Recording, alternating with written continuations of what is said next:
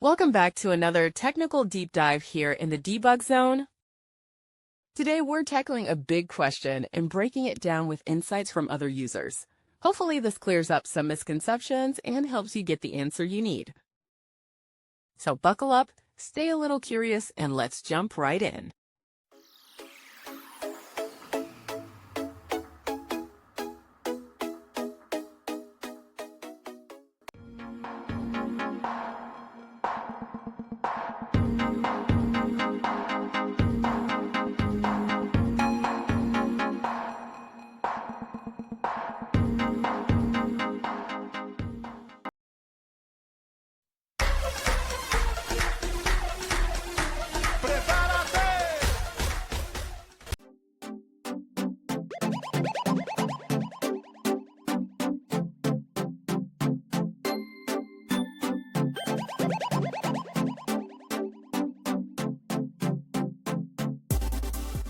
And that's a wrap.